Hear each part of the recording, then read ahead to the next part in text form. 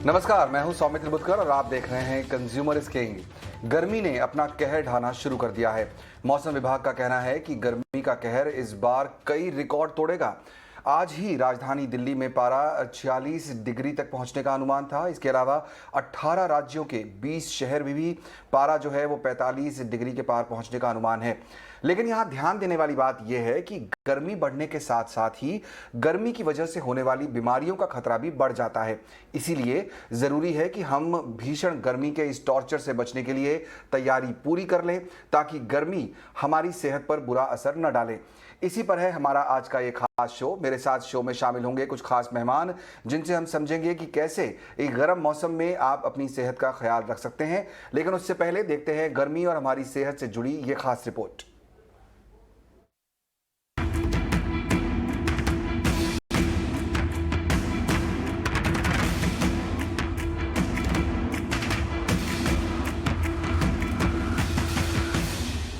लोग गर्मी के चलते पसीना पसीना हो रहे हैं। अप्रैल बीतते बीतते तपिश इतनी बढ़ी है कि मौसम विभाग को अलर्ट जारी करने पर मजबूर होना पड़ा।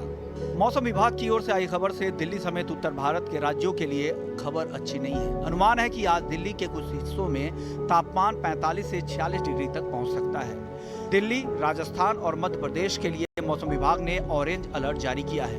कल तक दिल्ली में येलो अलर्ट था। पूर्वी भारत की बात करें तो ओडिशा, झारखंड, छत्तीसगढ़ में लू 30 अप्रैल तक चलती रहेगी। लेकिन अच्छी खबर यह है कि पूर्वी भारत में 1 मई को बारिश हो सकती है।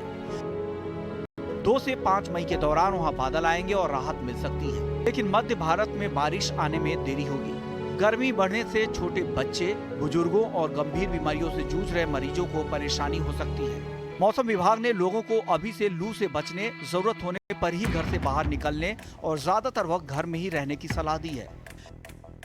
गर्मी से शरीर में पानी की कमी, थकावट, कमजोरी, चक्कर आना, सिर दर्द, मिचली, उल्टी और मसल्स में ऐंठन जैसी दिक्कतें तो आम हैं।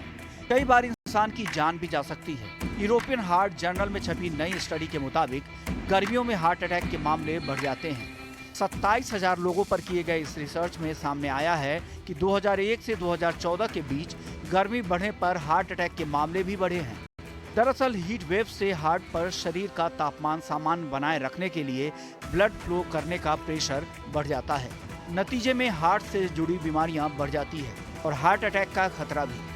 इसलिए जरूरी है कि हम और आप गर्मी के मौसम को हल्के में ना लें और पूरी एहतियात बरतें। ईटी नाउ स्वदेश।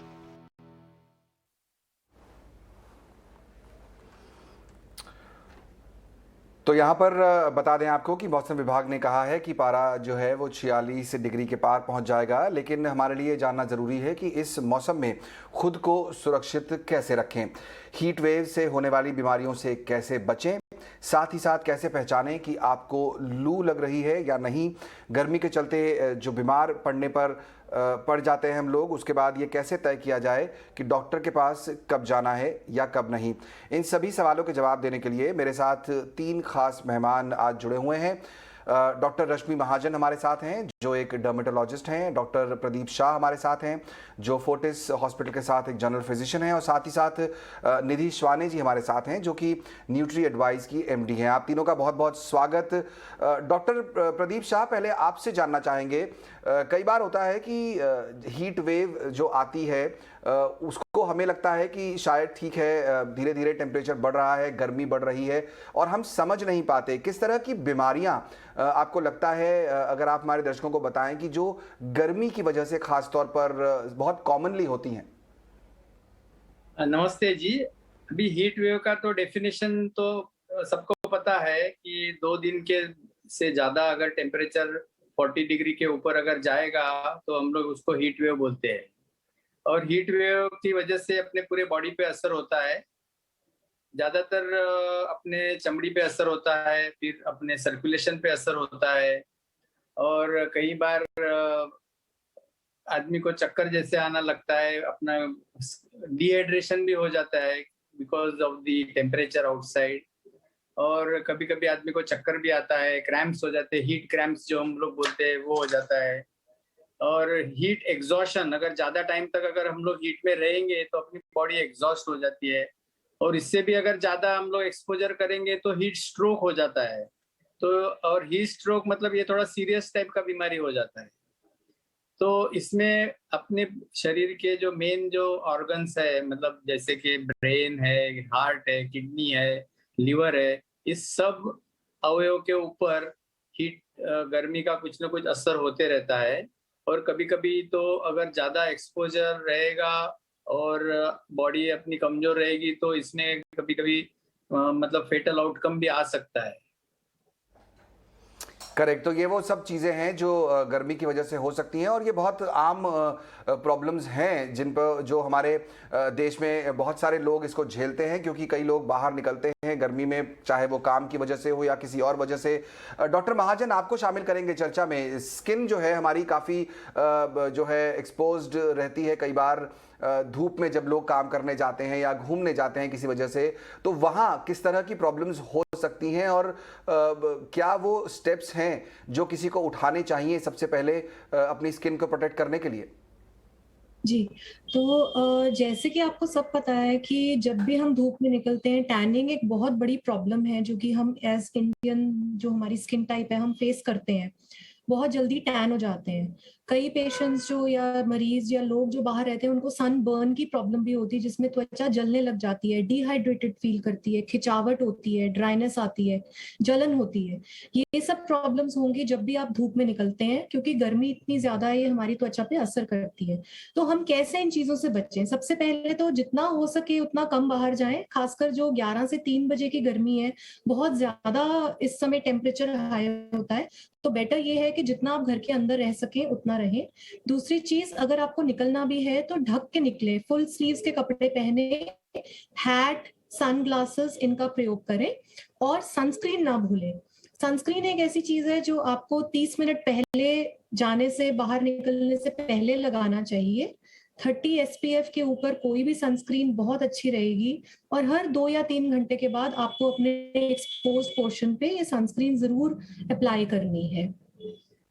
थोड़ा मुश्किल काम है गर्मी में फुल स्लीव्स कपड़े पहन के बाहर जाना डॉक्टर महाजन, लेकिन जाहिर तौर पर वही एक ऐसा इलाज है जिससे संभल के रह सकते हैं, आप अपनी सेहत का ध्यान रख सकते हैं।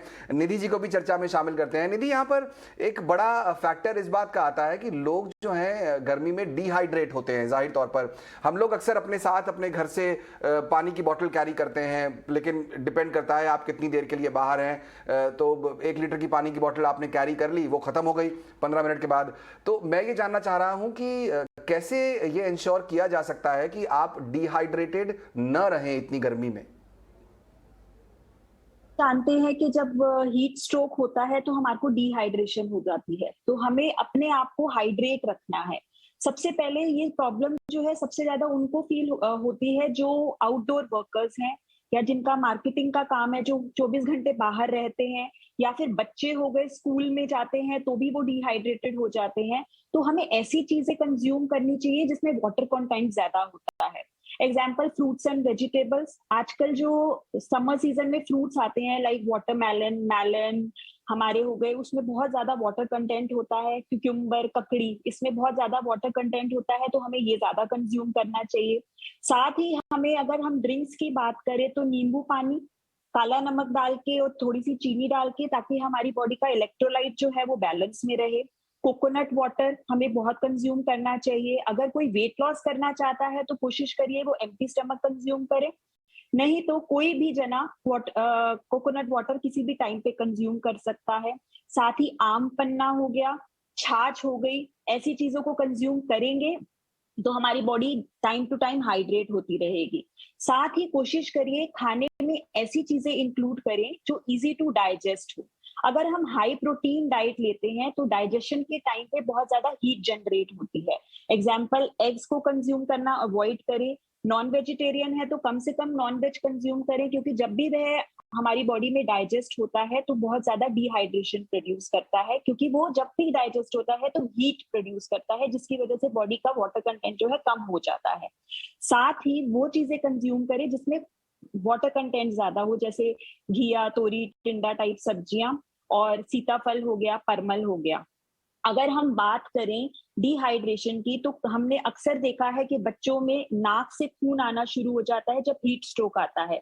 तो अगर कोई भी जना, चाहे ओल्ड पीपल हो, चाहे बच्चा हो, चाहे कोई भी जना हो जिसको हीट स्ट्रोक आया है, उनके या नाक से खून आ रहा है या चक्कर आ रहे हैं, वॉमिटिंग आ रही है, अनईजीनेस फील हो रही है, तो उनको सर के ऊपर ठंडा पानी डालें या फिर उनको किसी भी ऐसी जगह पे बिठा दे जहाँ पे थोड़ा सा टेम्परेचर कम हो, पानी पिलाएं और थोड़ा सा रेस्ट करने के लिए कहें। इससे थोड़ी सी बॉडी को रेस्ट मिलेगा, डिहाइड्रेशन होगी और बंदा जो है वो इजी फील करेगा। बिल्कुल, कुछ इसी लाइन पर मैं आगे बढ़ना चाह रहा था और समझना चाह रहा था कि कैसे समझ में आए कि आपको लू लग गई है। कई बार हम लोग बाहर जाते हैं और बहुत ज़्यादा गर्मी जब झेलते हैं तो समझ में नहीं आता, कई बार लगता है कि शायद थोड़ी गर्मी है इसलिए चक्कर आ रहे हैं। डॉक्टर शाह, मैं आपको शामिल करूंगा और आपसे जानना चाहूँगा कि कैसे ये पहचाने कि आपको लू लग गई है और क्या लक्षण होते हैं उसके? सबसे ज्यादा तो मतलब ये जो बच्चे, छोटे बच्चे और बूढ़े, ये लोगों को इसका ज्यादा असर होता है। और जो यंग लोग हैं जिनकी इम्यूनिटी अच्छी है, जिनकी बॉडी मतलब अभी काफी स्ट्रांग है, वो लोग को इसका कम असर होता है। लेकिन सबसे पहले तो अपने को मतलब अगर सिम्टम्स में देखा जाए तो प्यास बहुत लगेगी, चमड़ी में अपना मतलब ड्राइनेस हो जाएगा और कभी कभी स्किन लाल हो जाएगी और खुजली आना चालू हो जाएगा, पैर में क्रैम्प्स हो जाएंगे और बॉडी अपनी पूरी वीक हो जाएगी और अपने को ऐसे लगेगा कि अभी मैं कुछ नहीं करूं और मैं आराम करूं, या मतलब बॉडी का स्ट्रेंथ जो है वो कम हो जाता है।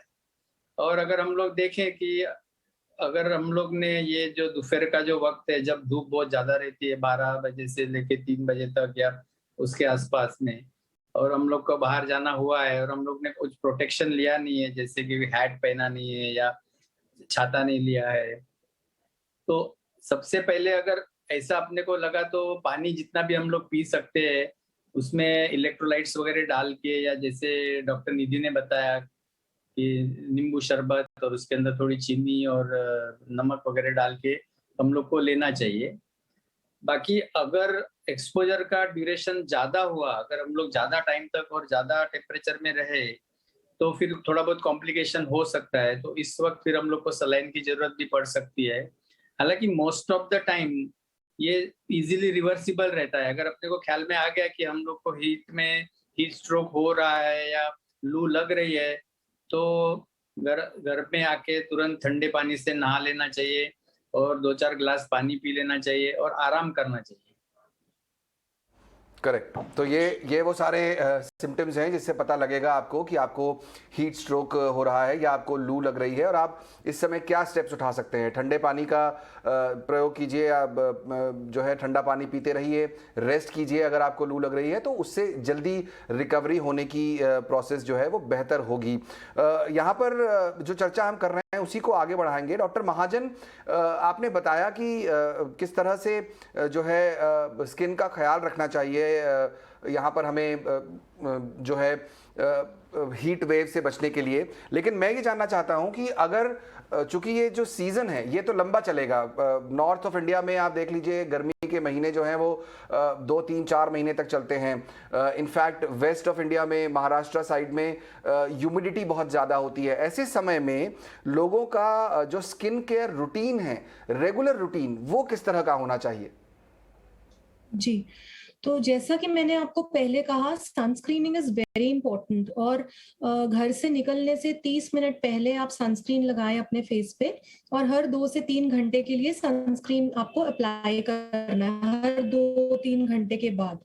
अब सनस्क्रीन चुनने के लिए, जैसे गर्मी के मौसम में क्या होता है, त्वचा बहुत तेलीय हो जाती है, तो इस कारण से जो जिनकी तेलीय त्वचा है वो लोग जेल बेस्ड सनस्क्रीन लगाएंगे तो उनके पोर्स क्लॉग नहीं होते हैं और एक्ने की प्रॉब्लम उनको कम होती है, तो वो जेल बेस्ड सनस्क्रीन यूज करें। और जिनकी स्किन नॉर्मली ड्राई रहती है वो लोशन बेस्ड सनस्क्रीन यूज कर सकते हैं। सनस्क्रीन सिर्फ चेहरे पे नहीं लगाना है, सनस्क्रीन आपको अपनी बाजुओं पे भी लगाना है, जो भी एक्सपोज पोर्शन है वहां पर हर 2-3 घंटे के बाद आपको सनस्क्रीन लगाना है। जब आप घर आए तो एक अच्छे फेस वॉश से अपने फेस को वॉश कीजिए, क्योंकि तेल का कंटेंट बढ़ जाता है। जो बाहर की गर्मी है उससे भी आपको ठंडक मिलेगी जब आप अच्छे से अपना फेस वॉश करेंगे। उसके बाद जेल बेस्ड मॉइस्चराइजर से आप मॉइस्चराइजर कीजिए अपने फेस का, जो कि आप दिन में 2 या 3 बार कर सकते हैं। जैसा कि सारे डॉक्टर्स पैनलिस्ट्स ने बोला है कि internal hydration is very important.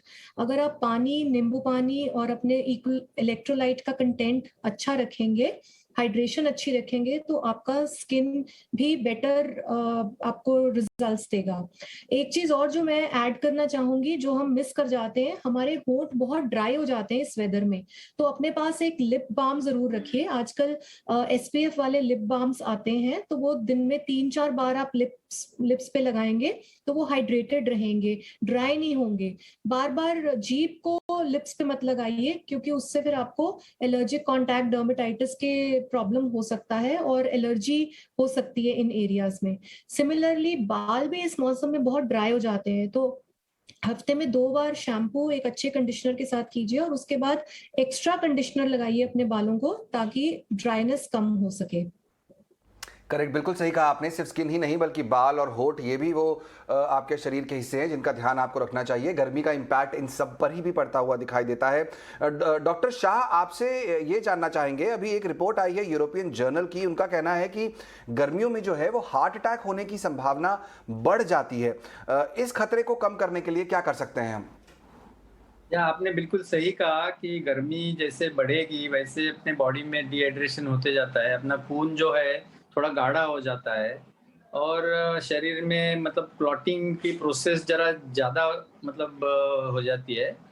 तो जिस वजह से नसें ब्लॉक हो जाना, हार्ट की नसें ब्लॉक हो गई तो हार्ट अटैक आएगा, ब्रेन की नसें ब्लॉक हो गई तो ब्रेन में का स्ट्रोक हो जाएगा या पैरालिसिस हो जाएगा और मतलब ऐसे कई साइड इफेक्ट हो सकते हैं। और कभी कभी तो ज़्यादा ये हुआ तो हम लोग को हीट स्ट्रोक, हीट एग्जॉशन होके ब्रेन के अंदर भी स्वेलिंग आ जाता है और सर दर्द होता है, कभी कभी कंफ्यूजन और कन्वर्जन्स, मतलब ये फिट की जैसी बीमारी भी हो जाती है और इन एक्सट्रीम केसेस डेथ भी हो जाती है।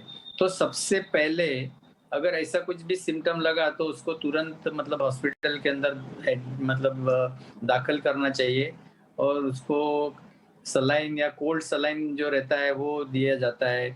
उसका बॉडी टेम्परेचर मतलब बॉडी के सेंटर में जो टेम्परेचर है उसको कम करना पड़ता है, क्योंकि क्या होता है कि अगर हीट स्ट्रोक हो गया तो अपने बॉडी का जो टेम्परेचर रेगुलेशन मैकेनिज्म जो है वो फेल हो जाता है और नॉर्मल टेम्परेचर अपना जो बॉडी मेंटेन करती है 36-35 के रेंज में, वो सडनली शूट हो जाता है। एक 10-15 मिनट में अपना टेम्परेचर शूट होके 106 डिग्री के ऊपर फ़ारेनहाइट तक चला जाता है और ये प्रोसेस फिर मतलब स्टॉप होती नहीं है और आदमी सीरियस होते जाता है। तो अगर सही वक्त पे हम लोग उसका इलाज चालू कर दे तो it is a self limiting thing. एक 24 घंटा 48 घंटे में आदमी पूरा सही हो जाता है। ओके, तो इसका केयर लेंगे अगर तो बहुत जल्दी उसको एड्रेस किया जा सकता है इशू को। लेकिन जैसा डॉक्टर शाह बता रहे हैं, यहाँ पर गर्मियों में कई बार ऐसा होता है कि स्थिति अगर ज़्यादा गंभीर हो गई तो आपको हार्ट अटैक होने की संभावना रहती है, इसलिए आपको तुरंत डॉक्टर से संपर्क करना चाहिए, डॉक्टर के पास जाना चाहिए और इस इशू को एड्रेस करना बहुत इंपॉर्टेंट हो जाता है। डॉक्टर महाजन, बच्चों को ख़ास तौर पर, क्योंकि बड़े तो फिर भी समझदार हैं, अपने हिसाब से समझ लेते हैं चीज़ों को, आपने जो चीज़ें बताई कि यहाँ पर सनस्क्रीन लगाना चाहिए और फुल स्क्रीन पहन के जाना चाहिए, बच्चों के लिए मैं स्पेशली आपसे जानना चाहूँगा, बहुत मुश्किल होता है उनको समझाना, उनकी केयर करना, क्या एक्स्ट्रा स्टेप्स लेने की ज़रूरत है पेरेंट्स को ताकि वो इस गर्मी से बच्चों को बचा के रख सकें?